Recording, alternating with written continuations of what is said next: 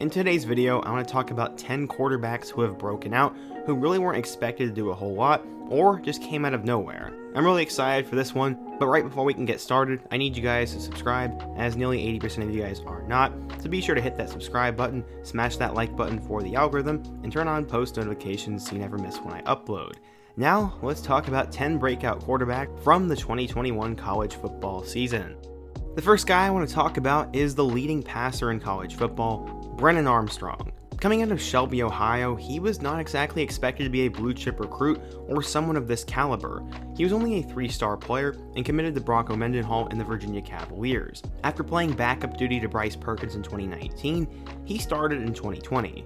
He threw for over 2,000 yards and 18 touchdowns last year and was seen as someone who could break out in 2021. Not only was he seen as a passer, but also a dual-threat guy. So far in 2021, he has been insane. He's thrown for 2,460 yards and 17 touchdowns, and he's establishing himself as a potential NFL draft pick, and I did not expect him to lead the country in passing yards at this point in the year.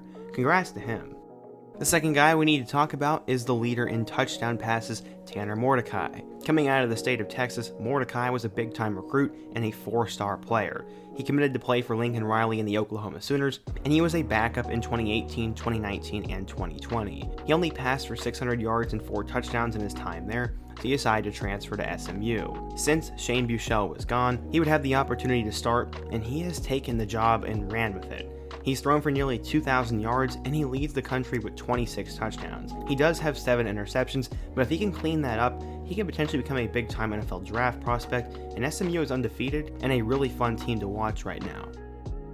Coming out of Oakhurst, New Jersey, Kenny Pickett decided to stay home and commit to the Pittsburgh Panthers. He saw some time in 2017, and he became the full-time starter in 2018. He has started the last 3 years for Pitt and has combined for over 7,000 yards in that time. Going into 2021, he was a super senior, and some expected him to help lead Pitt football to the top. No one expected him to be this good, though.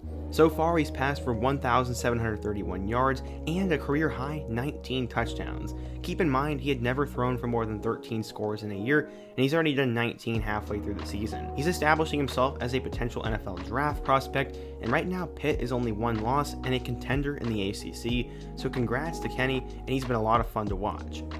Going into 2021, I had very low expectations for Baylor football. I thought Dave Aranda was in over his head, and I didn't like any of the options at quarterback. Gerry Bohanon has proved me wrong though. He was a 4-star recruit coming out of high school and has anxiously been awaiting his opportunity. He was the backup to Charlie Brewer in 2019, and he beat out Kylan Drones and a couple of other guys for the starting job in 2021. So far, he's played pretty well. He's thrown for nearly 1,400 yards and 11 touchdowns, and he also has 6 more scores on the ground. Keep in mind, he also has not thrown an interception, and Baylor has been one of the breakout teams in college football. Congrats to Gerry, and I'm really excited to see what he can do in this offense for the years to come. Unlike a lot of other guys on the list, Chance Nolan was not supposed to be in this position. Coming out of high school, he was only ranked as a 2-star recruit, and was barely a top 100 quarterback in the class of 2018. He ended up going to Middle Tennessee, but he didn't spend much time there before he went into the junior college world. He arrived at Oregon State with a second chance, and he was also the #1 junior college quarterback in the class of 2020. He got to play a little bit last year, throwing for 500 yards and 6 touchdowns, but no one really expected him to have that big of a role this year.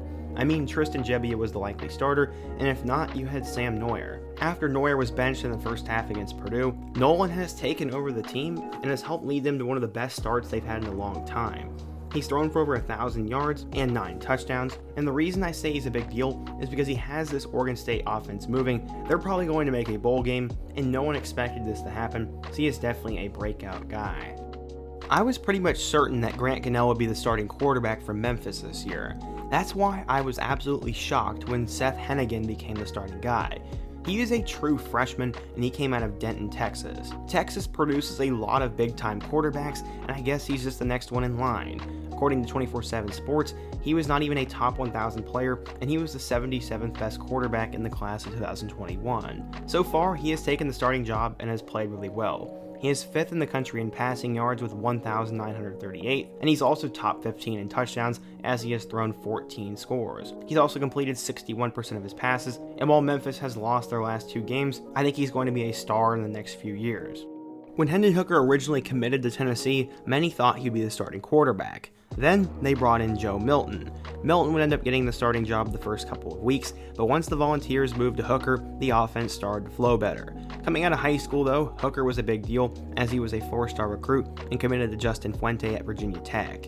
After 2 years of starting there, he obviously left for Rocky Top and has since taken over as the starting quarterback. He has been really good so far, as the Tennessee offense has been super high octane, and in just a couple of games, he's thrown for over 1,000 yards and 13 touchdowns. He's also added 3 more on the ground, and Tennessee has absolutely been putting up points as of late, and I'm really pumped to see what Hooker can do in the next few weeks and in the next few years. Next up on the list, we have Jake Haener. He was one of the early surprises of the 2021 college football season, as he had Fresno State ranked and they were putting up numbers. So far, he's third in the country in passing yards as he's passed for 2,230 yards, and he also has 18 touchdowns, which is 5th best in the nation. Coming out of high school, Haener actually originally took his talents to Washington, but he didn't really do a whole lot. He had 1 touchdown in his career as a Husky, and last year he did have 2,000 yards passing, but no one expected to have the kind of jump he's had in 2021. Haener has put himself on the NFL radar, but more importantly, he's helped lead the resurgence of Fresno State football, and he is a lot of fun to watch. At the forefront of the resurgence of Arkansas football has been their Cam Newton-like quarterback, KJ Jefferson. Coming out of the state of Mississippi, Jefferson was a highly recruited quarterback, and he was even a 4-star player. He decided to take his talents to Chad Morris, but when Sam Pittman came in, he made sure to lock up Jefferson. Last year, as we all know, Felipe Franks was the starter, and he finished with 5 total touchdowns. People were expecting Arkansas to get better and for Jefferson to be the starter this year, but no one expected him to put up these kind of numbers and have Arkansas where they are. So far, he's thrown for nearly 1,300 yards, and he has combined for 14 touchdowns. He looks like a tank on the field, and this guy is superhuman. Last but certainly not least, we have Peyton Thorne.